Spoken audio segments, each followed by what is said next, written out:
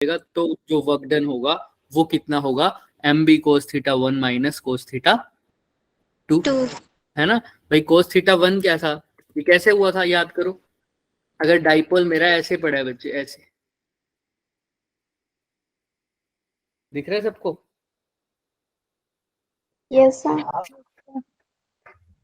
अगर डाइपोल मेरा ऐसे पड़ा है, मान लो थीटा 1 एंगल पर, तो इसको थीटा 1 से थीटा 2 तक लेके जाने के लिए मैग्नेटिक फील्ड के साथ बता रहा हूँ कितना वर्क डन करना पड़ेगा। अब वर्क डन तभी करना पड़ेगा जब मैं डाइपोल को कहां लेके जा रहा हूं, अगेंस्ट द मैग्नेटिक फील्ड या towards the magnetic field.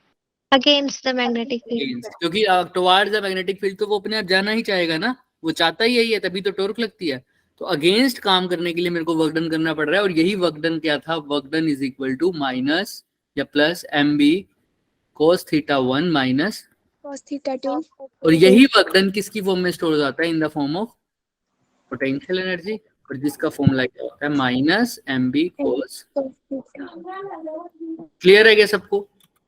Yes तो डाइपोल कैसे अलाइन होना चाहता है, in the direction of magnetic field. अगर मैग्नेटिक फील्ड ऐसी है तो डाइपोल कैसे अलाइन होगा, ऐसे ही। तो उसका कौन सा पोल आएगा यहाँ, साउथ या नॉर्थ?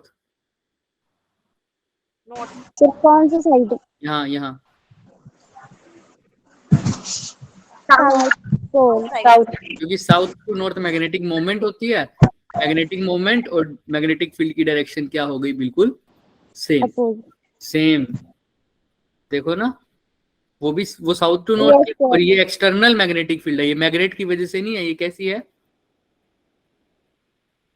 तो यही तो चाहता था डाइपोल कि मैं अपने आप को कहाँ लाइन कर लूं, इन the direction of external magnetic field. Dipole को अपनी डायरेक्शन उसकी डायरेक्शन में करने का मतलब है, डाइपोल की डायरेक्शन क्या मतलब, डाइपोल मूवमेंट की डायरेक्शन सेम हो जाए, और डाइपोल मूवमेंट की डायरेक्शन होती है साउथ टू नॉर्थ।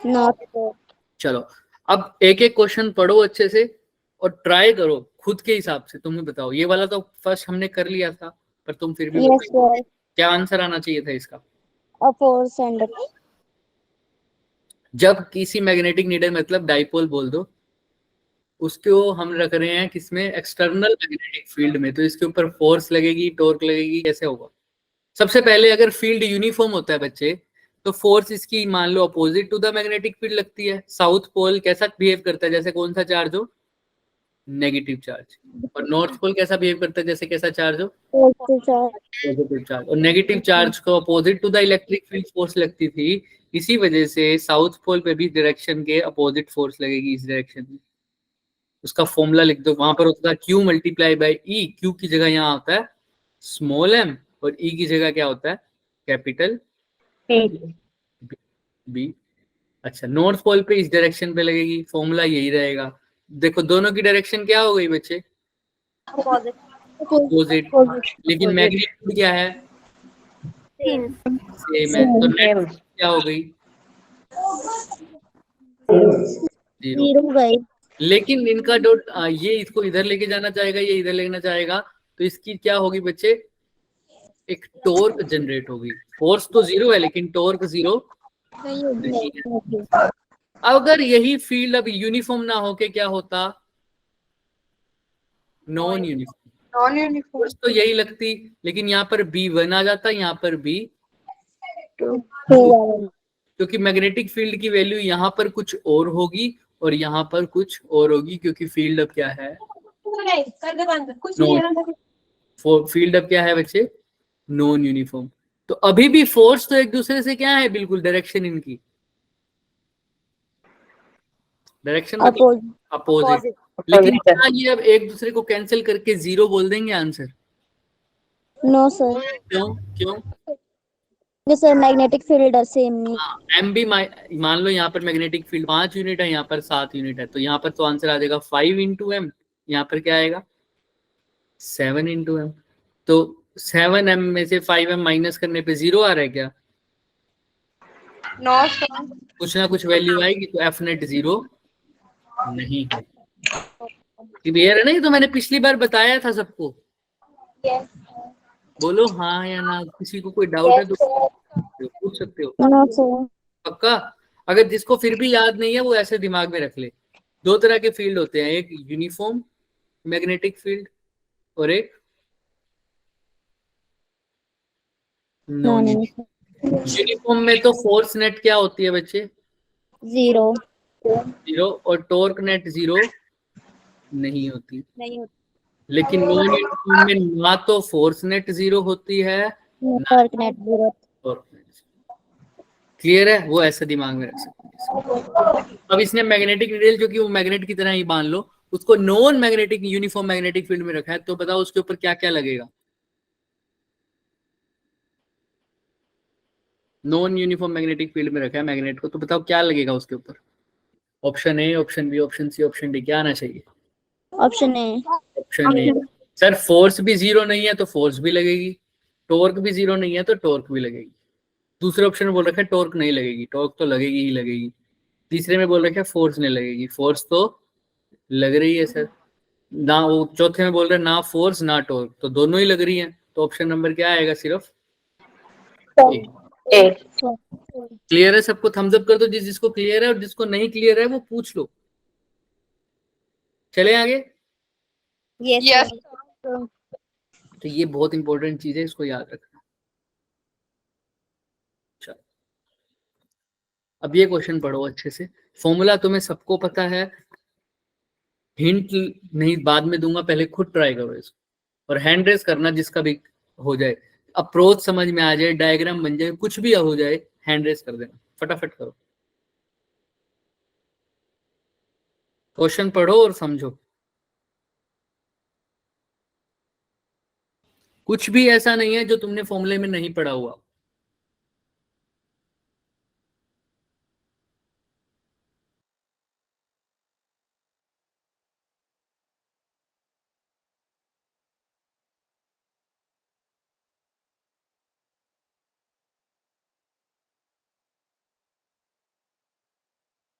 ऐसा ना हो कोई भी बच्चा ना बोले, बच्चे हैंड रेस जरूर करना, चाहे गलत बोल देना, और नेट से कोई नहीं देखेगा, कोई नंबर नहीं मिल रहे इसके। जो तुम्हें समझ में आता है तुम वही बोलो बस।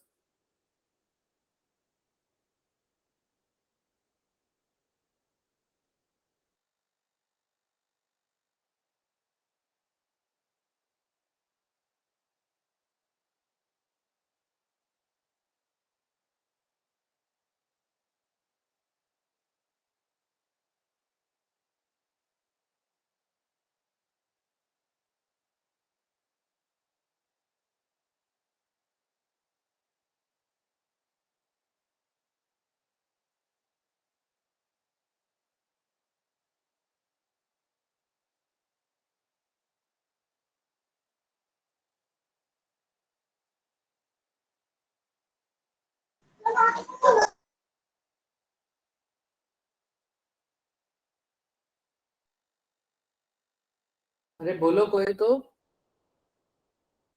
किसी को समझ नहीं आया क्वेश्चन?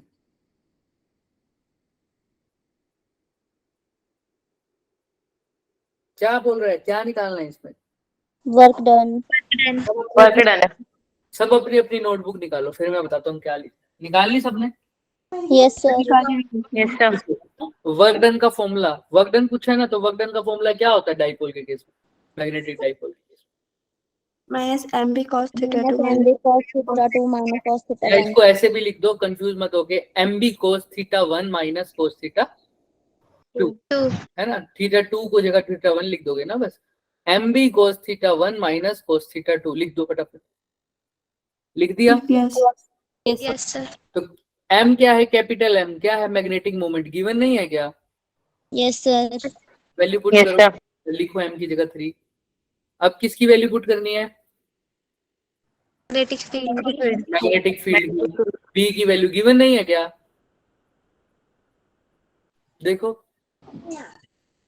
बी की वैल्यू गिवन है क्या? देखो यस सर कितनी कितनी? 0.34 -4 टेस्ला। लिखो लिखो, बी की वैल्यू पुट कर दो। एम भी सर लिख दिया। फॉर्मूला क्या बोला था? M B cos theta 1 minus cos theta 2। हाँ यही था, एम भी लिख दिया, बी भी लिख दिया। अब किस किस की वैल्यू रह गई? Cos theta 1 minus cos theta. Theta की वैल्यू रह थीटा गई 2 की। थीटा 1 क्या लिखोगे? 60 डिग्री। देखो 60 डिग्री से उसको रोटेट करना है, यानी θ2 क्या है 60 डिग्री, 60 डिग्री से उसको रोटेट करना है, लेकिन वो पहले है कहां पर, वो θ1 है, कहां पर है पहले वो बताना, फ्रॉम कहां से, पोजीशन अलोंग मैग्नेटिक फील्ड, यानी डाइपोल किसकी डायरेक्शन में है, in the direction of, magnetic field की तो Magnetic field. कितना होता है जब डाइपोल और मैग्नेटिक फील्ड एक दूसरे की डायरेक्शन में है, तो थीटा कितना हो जाएगा, 0 0 डिग्री। Zero. केस बताया है सर, ये वाला केस बताया है ना, ये वाला बिल्कुल अलाइन हो गए थे वो, इसके अंदर नहीं शो कर रहा, हमने डिलीट कर दिया होगा, कोई बात नहीं। याद है ना जब बी और मैग्नेटिक मोमेंट, जब मैंने पूछा था नॉर्थ पोल कहाँ बनेगा, साउथ पोल कहाँ बनेगा, याद आया, यस सर। हाँ, तो Yes, sir. कितना है, θ1 कितना हो जाएगा, 0 डिग्री, और Zero. θ2 कितना हो जाएगा, 60 डिग्री। 60. तो कर दो फटाफट अब सोल्व, सब कुछ तो आ गया, करो अब, निकालो फटाफट आंसर, देखो कैसे करेंगे इसको। वर्क डन क्या था बच्चे, मैं लिख देता हूँ जिसको समझ में नहीं आया, वर्क डन क्या था, MB cos θ1 minus cos M की जगह तो लिख दिया सर मैंने वही 3 जूल पर टेस्ला, B की जगह क्या लिखूंगा 0.34 इंटू 10⁻⁻⁻⁴, ठीक है। अब वो कह रहा है 60 डिग्री रोटेट कर रहा है, लेकिन पहले हाँ है कहाँ वो, यहाँ तो उसको लेके जाना है, कहाँ से कहाँ, साउथ से नॉर्थ ये है, और कितने डिग्री पर लेके जाना है उसको 60 डिग्री, लेकिन पहले है कहाँ वो, पहले वो यहाँ है बच्चे, यहाँ इस डायरेक्शन में, यहाँ साउथ पोल है, यहाँ क्या है नॉर्थ पोल है, और ये किसकी डायरेक्शन है, in the direction of magnetic field. देखो from its position along a magnetic field, क्या लिखा हुआ है पढ़ो, from its position along, along आगे क्या लिखा हुआ है बच्चे, along Magnetic magnetic field. Along magnetic field, किसकी पूछ रखी है पोजीशन, देखो मैग्नेटिक मोमेंट की बात की हुई है, मैग्नेटिक मोमेंट कहाँ होती है, साउथ से नॉर्थ। पहले ये है, तो साउथ से नॉर्थ मतलब मैग्नेटिक फील्ड भी यही है, ये भी ऐसे हो गया, तो इनके बीच में एंगल क्या है शुरू में, देखो मैग्नेटिक मोमेंट और बी के बीच में शुरू में एंगल कितना है, बताओ ये कितना एंगल है, अगर पहले मैग्नेट मेरा ऐसे पड़ा है, कितना एंगल है बताओ, 0. 0 डिग्री। डिग्री है, तो ये मेरा मैग्नेट है, साउथ से नॉर्थ इसकी मैग्नेटिक मूवमेंट होती है, और मैग्नेटिक फील्ड भी ऐसे ही है हॉरिजॉन्टल, तो इनके बीच में एंगल कितना है 0 डिग्री, तो θ1 तो कितना हो जाएगा cos 0 माइनस θ2, इसको लेके कहाँ जाना है, एंगल कितना रोटेट करना है, कितना रोटेट करना है 60 डिग्री। 60 डिग्री, एक तो बोला करो भाई सब, 60 डिग्री रोटेट करना है, तो ये साउथ हो गया, ये नॉर्थ हो गया, तो 0 डिग्री पहले था, अब मैग्नेटिक फील्ड से कितना दूर रह के गया इसको 60 degree. 60 डिग्री। तो θ2 कितना हो जाएगा, थीटा किसके बीच का एंगल होता है बच्चे, M एंड B का, तो M यहाँ पर अब ऐसे है साउथ से नॉर्थ, और B हॉरिजॉन्टल है, अब एंगल कितना होगा इनके बीच में 60, तो θ2 कितना हो गया, 0.51 into 10⁻⁻⁴ आंसर।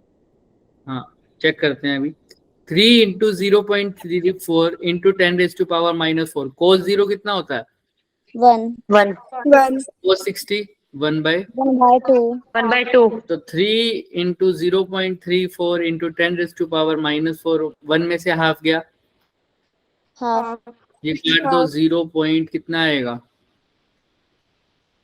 1, 17 तिया क्या होता है 51, तो 51 बाय में 100 मल्टीप्लाई 10⁻⁻⁴, 4 तो 51 इंटू 10⁻⁻ कितना हो जाएगा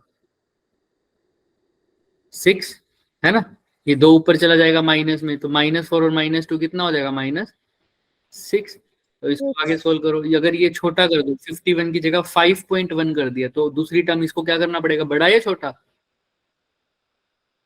छोटा, तो छोटा करूंगा या बड़ा करूंगा, देखो 51 को छोटा करा है तुमने, 5.1 कर दिया, तो 10⁻⁻6 को क्या करोगे -5 बड़ा करोगे ना, तो 10⁻⁵ हो जाएगा, क्योंकि माइनस में बड़ा उल्टा हो जाता है।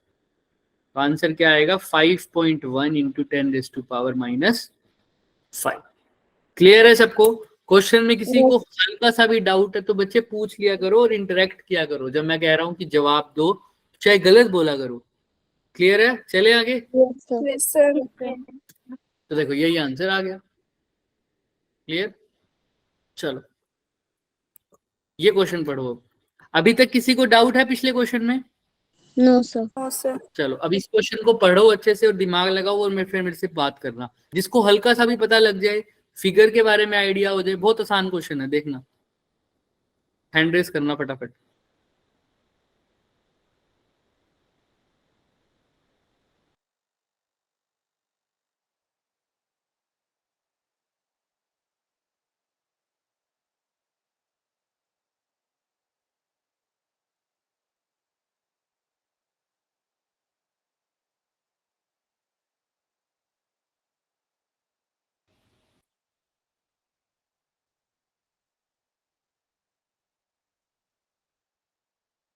जिसको फर्स्ट पार्ट समझ में आ गया हैंड रेस करो।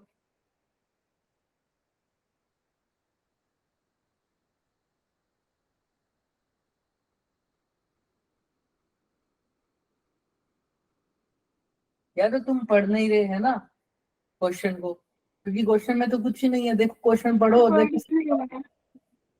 हाँ, क्या फाइंड आउट करना है फर्स्ट पार्ट में? जब टॉर्क मैक्सिमम हो। टॉर्क कैलकुलेट करनी है ना? नहीं सर, नहीं। टॉर्क मैक्सिमम कब हो वो एंगल कैलकुलेट करना है। देखो ध्यान से, वो क्या कह रहा है, एक मैग्नेटिक डाइपोल है सर, वो फ्री टू रोटेट हो रहा है। क्या है? फ्री टू रोटेट है। फ्री टू रोटेट का मतलब समझते हो? अगर उसको फ्री टू रोटेट छोड़ दिया तो वो कौन सी डायरेक्शन में जाना चाहेगा? मैग्नेटिक फील्ड हाँ, very good, in the direction of magnetic field. तो जाने देते हैं। वो कह रहे हैं फॉर व्हाट ओरिएंटेशन, मतलब उसका एंगल, कितने एंगल थीटा की वैल्यू बताओ with respect to magnetic field, यानी मैग्नेटिक मोमेंट और बी के बीच का एंगल पूछ रहा है, नॉर्मल थीटा। जब टॉर्क क्या हो? मैक्सिमम। मैक्सिमम। तो कैसे करोगे इसको? कोई बात नहीं दीपिका, कोई बात नहीं। तो टॉर्क मैक्सिमम कब होगी बताओ? जब साइन थीटा 90 डिग्री होगा। तो टॉर्क का फॉर्मूला वेरी गुड क्या होता है? P sine theta. Torque maximum कब होती है? जब थीटा क्या हो जाए? 90 डिग्री 90 डिग्री। तो इसलिए एंगल क्या आ जाएगा? फर्स्ट का आंसर क्या आ जाएगा? 90 डिग्री 90 डिग्री। कुछ भी था क्या इसमें? कुछ भी था बताओ? No sir no sir. अगला देखो, जब पोटेंशियल एनर्जी क्या हो? मैक्सिमम, तब थीटा की वैल्यू थीटा वैल्यू 0 होगी। सोच के बोलो। पोटेंशियल एनर्जी का फॉर्मूला क्या होता है? Minus mv cos theta. मैंने एम भी लिखना चाहिए ना यहाँ पर भी, आपने p लिख दिया। और यहाँ पर भी क्या लिखना है? M B. तो बोलो, आंसर तो वही आएगा दोनों केस में, पर ठीक है। M B cos theta. तो यहाँ पर मैक्सिमम कब होगा? जब थीटा क्या हो जाए? 0 डिग्री 0. ये तो माइनस में आएगी वैल्यू, माइनस एम बी। वो तो हाँ, वेरी गुड। जिया ने सबसे पहले लिखा, उसके बाद सानिया। Very good. देखो 180, जब 180 लिख दूंगा सर माइनस का 1 आ जाएगा और माइनस माइनस कोस प्लस हो 180 जाएगा। -1 होता है, तो ये भी माइनस, तो माइनस माइनस मिलके प्लस, तो क्या हो जाएगा? M B. MB. उस केस में मैक्सिमम वैल्यू हो जाएगी। तो आंसर क्या आएगा? Theta 180 degree. 1। तो ये हो जाएगा सेकंड पार्ट का आंसर, ये हो जाएगा फर्स्ट पार्ट का आंसर। अब थर्ड का करो। फर्स्ट और सेकंड में किसी को कोई doubt? No sir. No sir. मैं उम्मीद कर रहा था फर्स्ट और सेकंड तो अपने आप ही बोलोगे, सेकंड तुमने बता दिया। चलो थर्ड में देखो अब क्या करना है। आसान है थर्ड भी।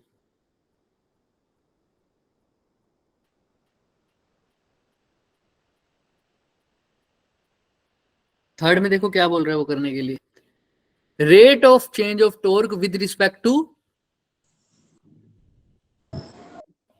Angle of orientation. तो मेरे को बस निकालना क्या है, कौन सी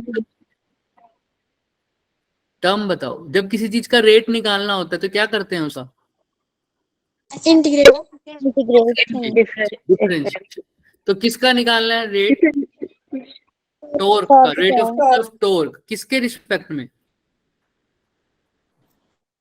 एंगल। तो डी ऑफ यानी D of torque divided by D of, मतलब D of torque with respect to D of angle, ऐसा करना ना, D T by D tau, D tau by D angle, है ना। तो बस कर दो, D by D angle of tau की वैल्यू पुट कर दो, कितनी होती है टो की value? MB sine theta sine theta. तो कर दो, एम बी तो क्या है सर? कांस्टेंट है। साइन थीटा का थीटा के रिस्पेक्ट में क्या हो जाएगा? cos theta cos theta. तो change in torque with respect to angle कितना आ गया? M B cos theta. और ये चेंज मैक्सिमम कब हो रहा है देख लो। 0 डिग्री पर। सिंपल सी बात है भाई, रेट ऑफ चेंज पूछा है, मैक्सिमम कब होगा बताना। थीटा क्या हो जाए जब? 0 डिग्री क्योंकि cos 0 ही 1 होता है ना, मैक्सिमम होता है। तो थर्ड पार्ट का आंसर क्या आ जाएगा? 0 डिग्री। क्लियर है क्या? यस सर देख लो, किसी को कोई भी दिक्कत है तो पूछ लो बच्चे। No sir. पक्का? चले आगे। यस सर हाँ प्रिया, कोई क्वेश्चन है? प्रियंका? तो थर्ड पार्ट को रिपीट करना है एक बार। थर्ड पार्ट में बच्चे क्या किया है कि change of torque with respect to angle निकालना है। तो किसी भी रिस्पेक्ट का चेंज निकालना है तो उसका डिफरेंशिएट कर दो उसी के रिस्पेक्ट। तो टॉर्क का एंगल के रिस्पेक्ट में डिफरेंशिएशन कर दिया, d tau by D angle. D by D angle लिखा, टॉर्क की वैल्यू पुट करिए बस। टॉर्क की वैल्यू क्या होती है? M B sine theta. तो टॉर्क की जगह लिख दिया एम बी साइन थीटा। अब इसको डिफरेंशिएशन कर दो थीटा के रिस्पेक्ट में। एम और बी तो थीटा के रिस्पेक्ट में कांस्टेंट है तो बाहर ले लिया। साइन थीटा का डिफरेंशिएशन क्या होता है बच्चे? cos theta. अब ये चीज मैक्सिमम कब होती है? जब कोस मैक्सिमम होगा। और कोस मैक्सिमम कब होता है? Theta is equal to 0 degree. पर इसकी आंसर 0 डिग्री। क्लियर है प्रियंका? Yes sir. किसी को कोई भी डाउट है या आगे चले? आगे चलते सर। आगे चलते हैं। अब देखो, देखो अब ये क्वेश्चन पढ़ो खुद से अच्छे से, उसके बाद बताना क्या करना है। ये होमवर्क क्वेश्चन है, वैसे ये होमवर्क में दूंगा क्योंकि ऐसा एक क्वेश्चन पहले भी मैंने दे रखा है, वो भी तुमने नहीं किया हुआ। इसका हिंट जरूर दूंगा मैं, और वैसे मैंने पहले भी दिया था इसका हिंट, आज दोबारा दे दूंगा। देखो वो क्या कह रहे, वो कह रहे बच्चे एक मैग्नेटिक डाइपोल है जिसको ऐसे लटका रखा है बस, नॉर्थ पोल और साउथ पोल को, है ना। तो ये इसको रोटेशन होगी इसकी भी मैग्नेटिक फील्ड के रिस्पेक्ट में, अगर रोटेशन होनी चाहिए तो। लेकिन अभी तो देखो ये अलाइन है बिल्कुल मैग्नेटिक फील्ड की डायरेक्शन में, क्योंकि मैग्नेटिक फील्ड यहाँ है। मैग्नेटिक मूवमेंट कहाँ होती है? साउथ से नॉर्थ तो दोनों की डायरेक्शन देखो, मैग्नेटिक फील्ड की और मैग्नेटिक मूवमेंट की क्या है? बिल्कुल सेम है सर, है ना। अब डायरेक्शन इनकी सेम है तो अलाइन ही है ये। अब वो कह रहे हैं मैंने इसको थोड़ा सा डिस्प्लेस कर दिया, स्लाइटली टिल्ट कर दिया, हॉरिजॉन्टल प्लेन में इसको थोड़ा सा क्या कर दिया? टिल्ट कर दिया। जाहिर सी बात है अगर टिल्ट कर दिया तो ये वापस अपनी डायरेक्शन में आना चाहेगा। और वो बोल रहा है जैसे हो आना चाहेगा या नहीं आना चाहेगा बताओ? यस सर आपको कहाँ अलाइन करना चाहता है? In the direction of magnetic field. तो अगर मैं इसको ऐसे है थोड़ा सा टिल्ट कर दिया तो ये वापस अपनी डायरेक्शन में आना चाहेगा, वापस अपनी डायरेक्शन में आना चाहेगा। तो वो कह रहा है ऐसे जब वो वापस अपनी डायरेक्शन में आना चाहेगा तो वो कैसा मोशन परफॉर्म कर रहा है? अगर ये SHM परफॉर्म कर रहा है तो बताओ इसका ऑसिलेशन पीरियड यानी इसका टाइम पीरियड की वैल्यू निकालो। ऐसा एक क्वेश्चन मैंने पहले भी होमवर्क दिया है, किसी ने नहीं करके दिया मुझे। उसमें क्या था? उसमें ऐसी डिस्क, ऐसा एक सर्कुलर टाइप की फिगर थी, उसके अंदर करंट दौड़ रहा था और उसको भी मैंने थोड़ा सा क्या किया था? डिस्प्लेस किया था। और मैंने कहा था SHM कर रहा है तो इसका भी क्या निकालो? टाइम पीरियड निकालो। टाइम पीरियड निकालना। और ये बहुत इंपॉर्टेंट क्वेश्चन हैं, SHM वाले क्वेश्चन हर टॉपिक से आ जाते हैं, किसी भी चैप्टर में निकल जाते हैं और कंबाइंड करके हमेशा पूछा जाता है इसको। इलेक्ट्रिक फील्ड वाले में भी पूछा गया था, इलेक्ट्रिक फील्ड के साथ SHM को कंबाइंड कर दिया था। यहाँ पर मैग्नेटिक फील्ड के साथ कंबाइंड करके किया है। तो मैं बता देता हूँ दोबारा इसका हिंट कैसे लेंगे। SHM की कंडीशन अगर एंगुलर मोशन हो रहा है तो ये होती है alpha is equal to minus omega square x. दिख रहा है? यस सर ये होती है SHM की कंडीशन, याद रखना। अल्फा क्या होता है बच्चे? Angular acceleration. ओमेगा क्या होती है? एंगुलर वेलोसिटी या फ्रीक्वेंसी। बोल दो। एक्स क्या है? डिस्प्लेसमेंट। वहां पर ये फ्रीक्वेंसी, वहां पर ये चीज फॉलो हो रही हो तो साफ साफ बोल दो कि क्या हो रहा है, ये कैसा मोशन है? SHM. एसएचएम है। ठीक है। अब जब भी एसएचएम होता है, एसएचएम का जनरल टाइम पीरियड का फॉर्मूला किसी को पता है क्या? जनरल 2 पाई 2 pi अंडर रूट, तुमने सुना होगा एल बाई जी, है ना? लेकिन ये होता है सिंपल पेंडुलम का जनरल फॉर्मूला होता है इसका 2 pi under root Y by A. क्या होता है? Y by A. वाई क्या होता है बच्चे? डिस्प्लेसमेंट। और ए क्या होता है बच्चे? Acceleration. ठीक है।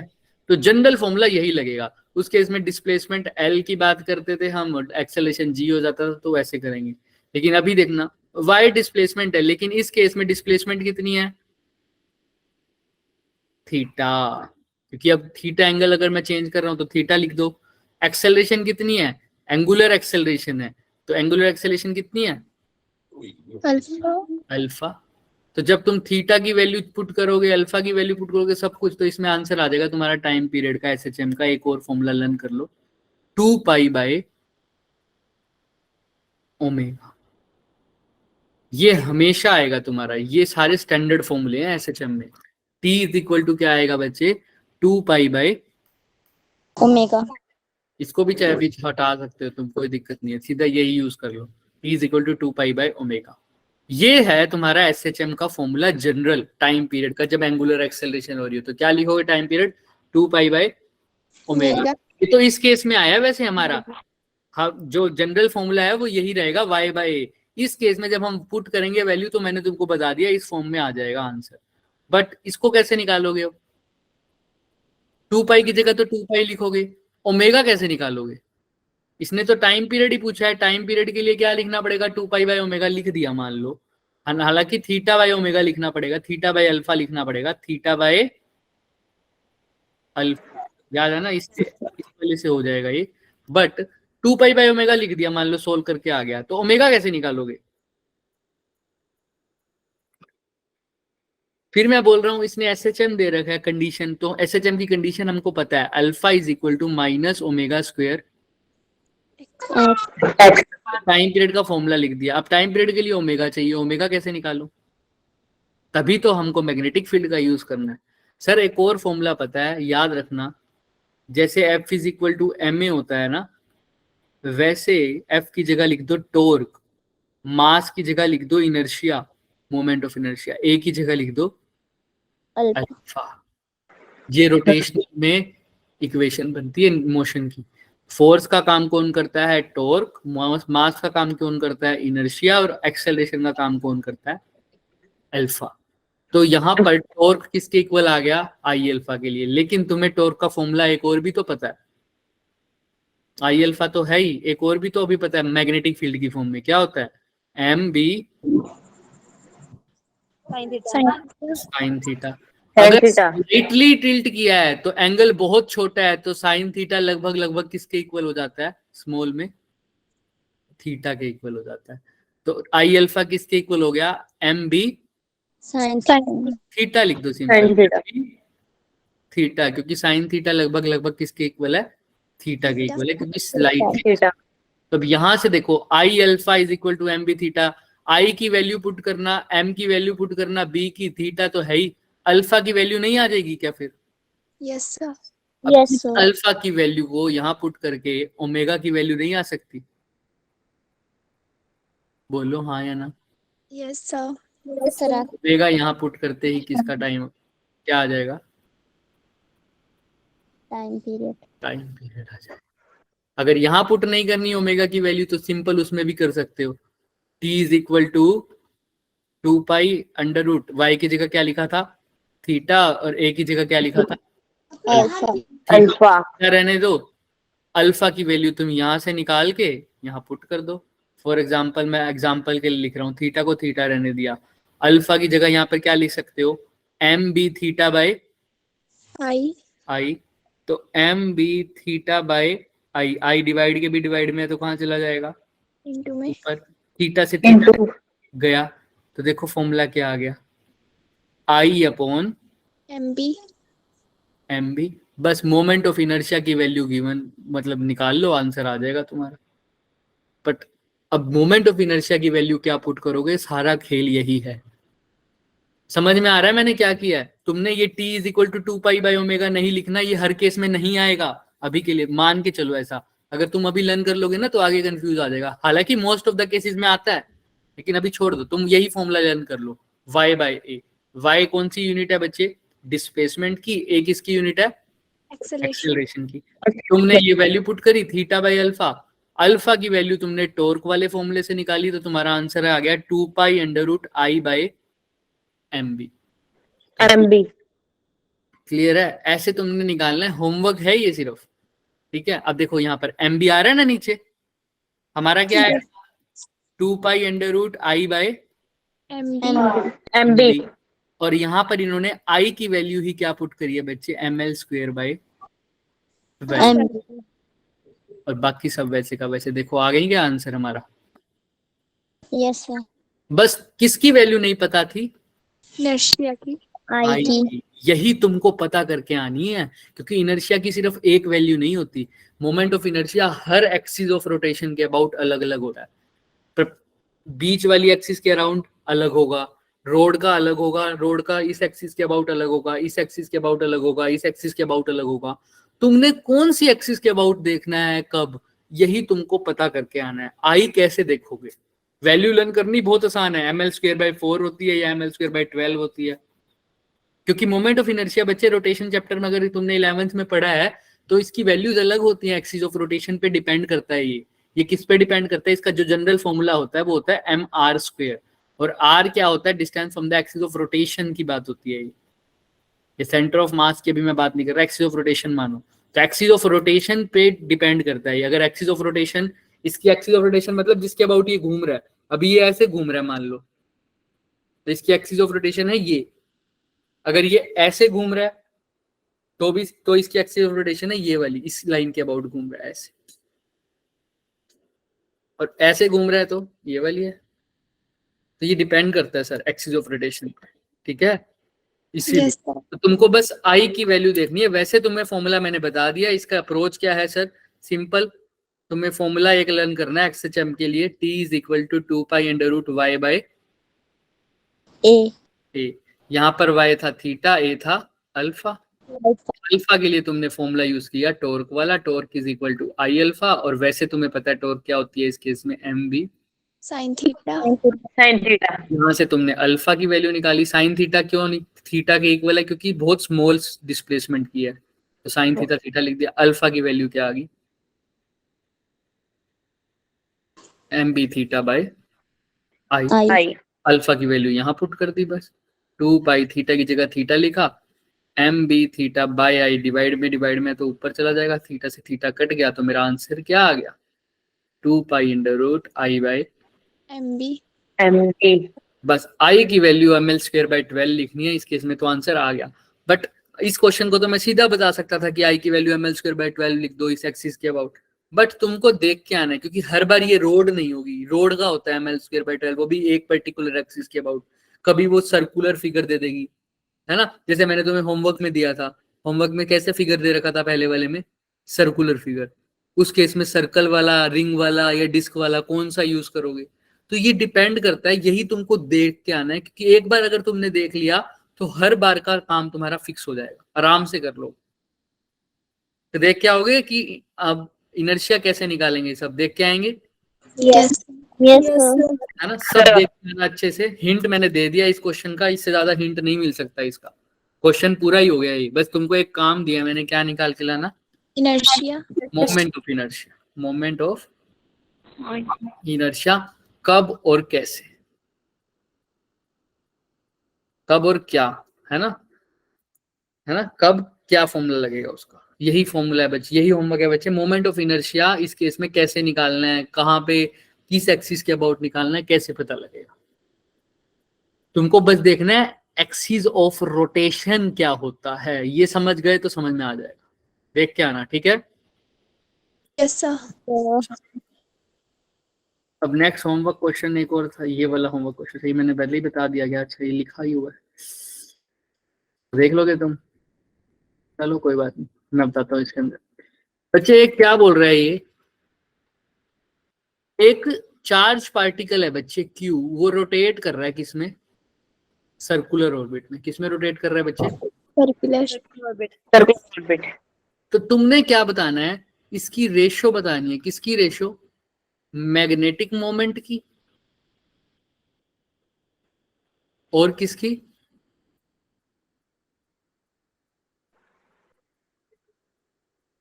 एंगुलर मोमेंटम की। बस यही क्वेश्चन है, ये लास्ट क्वेश्चन है, इसके बाद छुट्टी। एक चार्ज पार्टिकल जिसका चार्ज कितना है बच्चे, क्यू है, ये रोटेट क्या कर रहा है सर, सर्कुलर ऑर्बिट में। तो तुमने रेशो बतानी है किसकी, मैग्नेटिक मोमेंट की and angular moment. Angular momentum divide by magnetic. पहले तो समझो ये चीज है क्या। भाई चार्ज पार्टिकल मूव कर रहा है तो इसका मतलब मूव कर रहा है, तो चार्ज क्या बनाता है,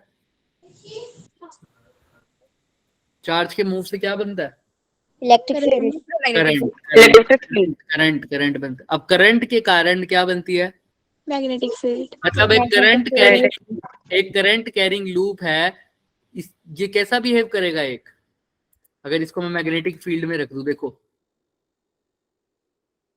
करंट कैरिंग लूप है, ये कैसा बिहेव करेगा एक, मैग्नेट की तरह बिहेव करता है ना। इसके दो डाइपोल की तरह बिहेव नहीं करता, पढ़ा था। Yes, sir. इसके दो पोल बनते हैं, एक नॉर्थ पोल और एक साउथ साउथ पोल। तो अगर ये डाइपोल है तो इसके पास क्या होगी, magnetic field. Field. Magnetic moment होती है ना डाइपोल के पास, फील्ड की बात होती है बिल्कुल।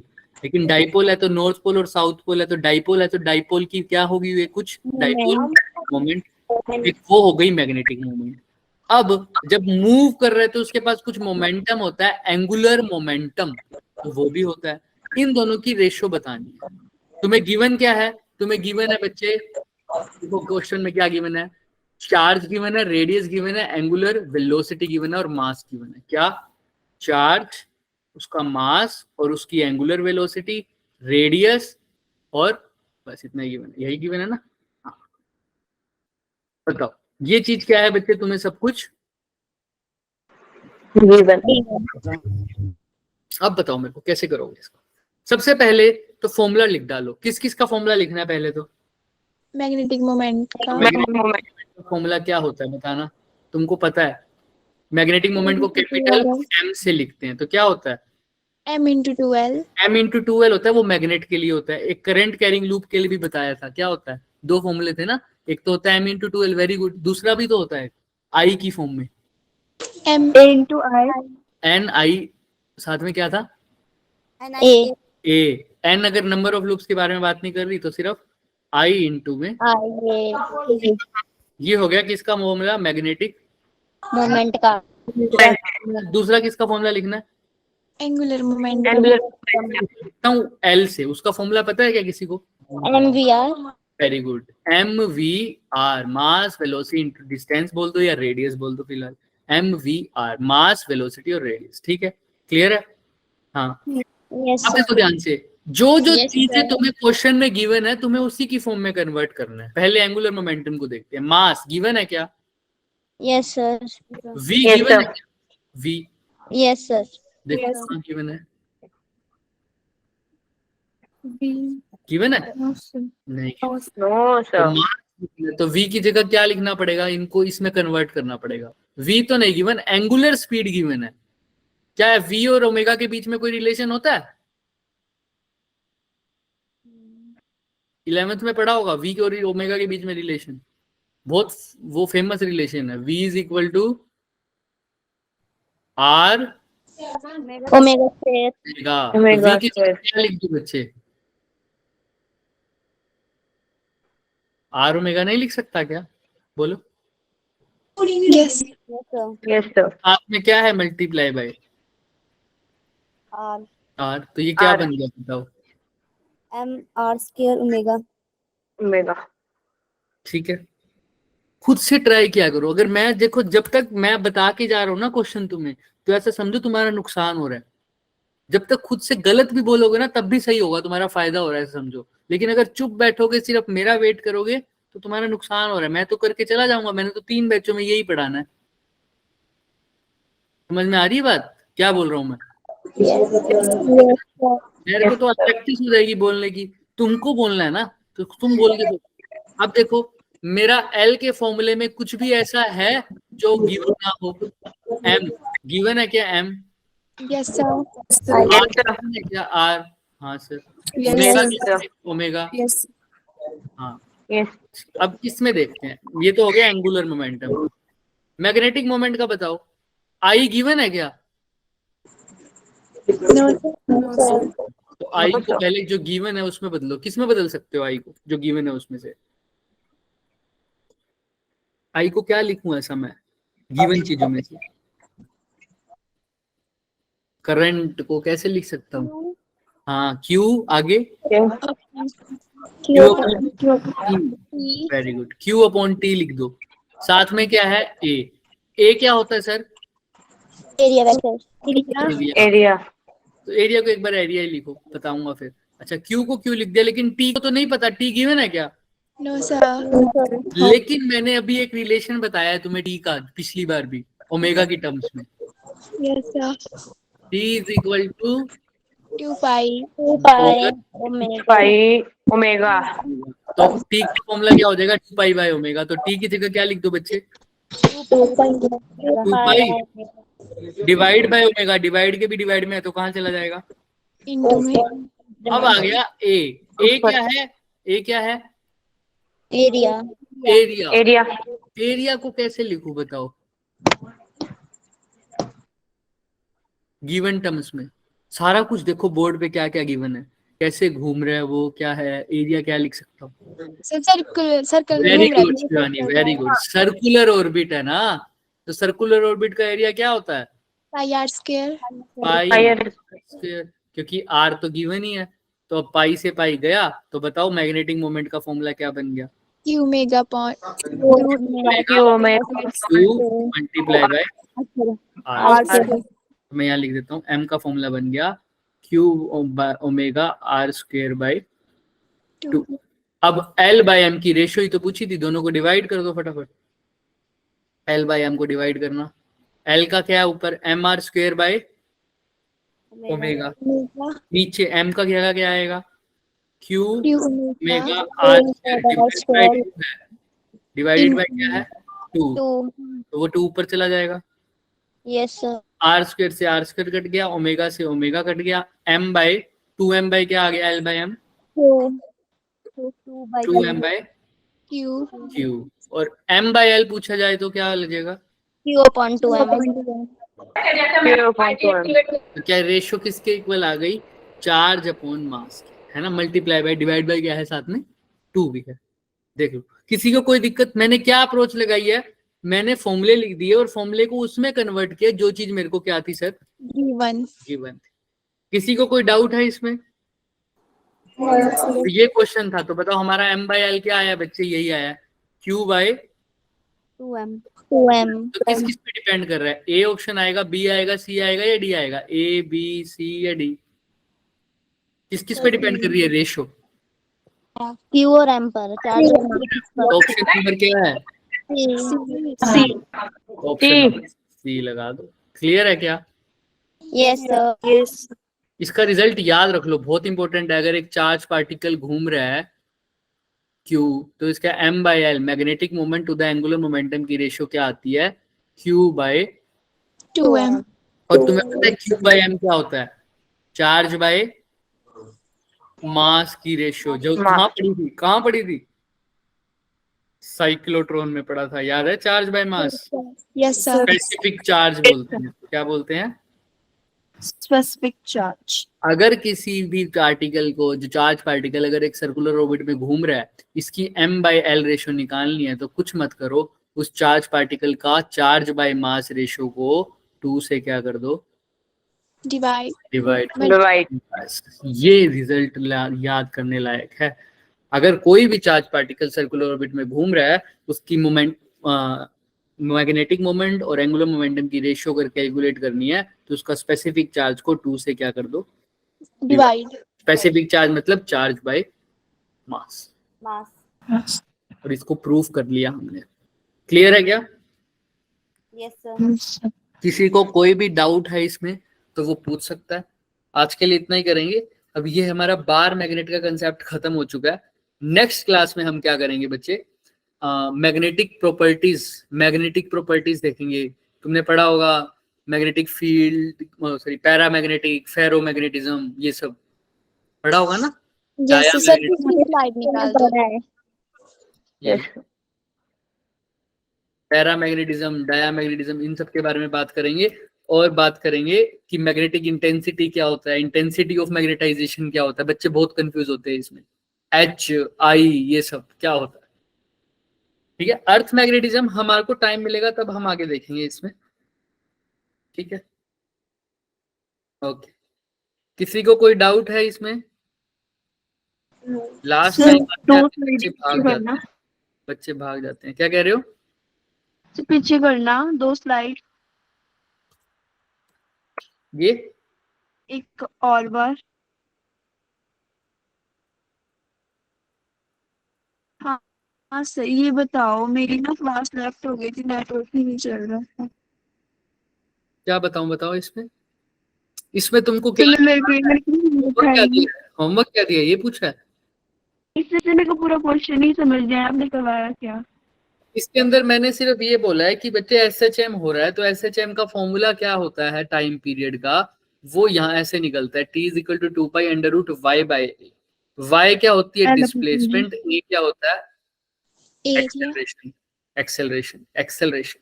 और ये कंडीशन होती है SHM की, अल्फा = -ω² x। ठीक है, ठीक है भाई। x मैंने यहां पर लिख दिया, वैसे x की जगह क्या होता है यहाँ पर? थीटा। x की जगह क्या होता है बच्चे? थीटा। क्योंकि क्या होता है, ये x डिस्प्लेसमेंट है तो थीटा क्या है?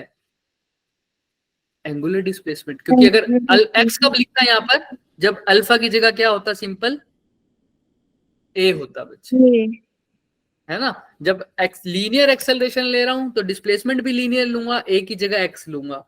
जब एंगुलर एक्सेलरेशन ले रहा हूं अल्फा, तो x की जगह क्या ले लूंगा? बोलो। थीटा। थीटा ले लूंगा। तो अल्फा = ये हो गया। टाइम पीरियड का फॉर्मूला मैंने तुम्हें बता दिया, ये लेंगे। अब y क्या है? डिस्प्लेसमेंट। तो y की जगह क्या लेना पड़ेगा? कौन सी डिस्प्लेसमेंट है इस केस में? थीटा। एक्सेलरेशन कैसा है यहाँ पर? अल्फा। ये फॉर्मूला बन गया हमारे पास। अब इनकी वैल्यू कैसे निकालूंगा, वो ये फॉर्मूला है। टॉर्क हमारे पास क्या होता है? I × alpha. F = में से पता लगा हमें।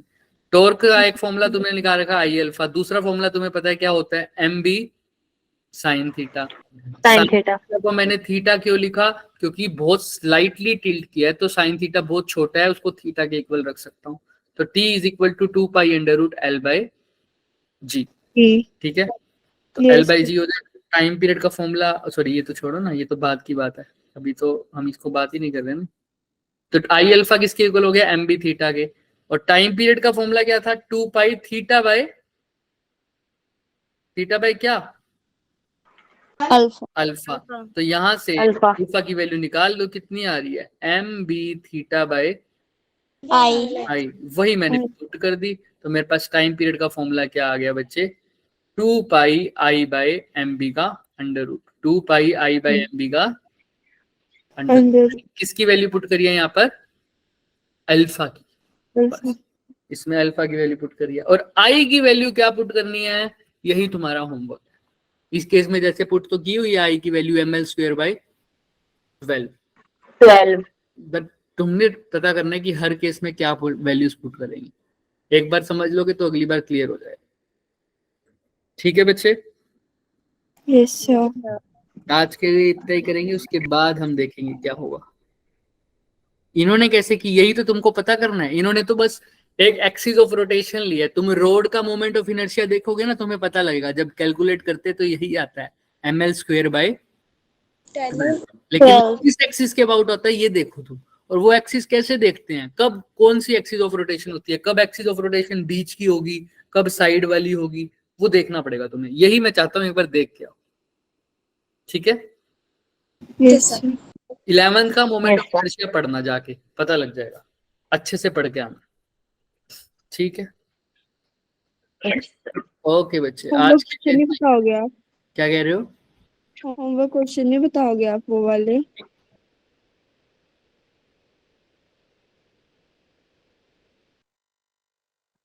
तब हम आगे डिस्कस करेंगे उसको, ठीक है? क्लियर सब है? दोबारा बोलोगे, मुझे सुनाई नहीं दिया अभी। इसका सॉल्यूशन तो क्या बोला? सॉल्यूशन मेरे को आप लोग ग्रुप में भेजेंगे, तब मैं बताऊंगा उसका होमवर्क क्वेश्चन, ठीक है? उससे पहले नहीं बताना आपने? नहीं बताएंगे, बिल्कुल नहीं उससे बताएंगे। पहले वाह पहले सर, मैंने कब का भेजा था आपको, रहने दो चलो। आपको मिल जाएगा, जिसने भेजा था उसको पर्सनली मिल जाएगा, जिसने नहीं भेजा उसको ग्रुप में भेजना पड़ेगा पहले, ठीक है? और अब से याद रखना, जो भी क्वेश्चन भेजेगा आंसर वो कहाँ ग्रुप भेजेगा? पे। ग्रुप पे भेजेगा। ग्रुप पे। ओके बच्चे, ठीक है? Thank you sir. Okay, yes sir. Good night everyone, bye bye. Bye sir, thank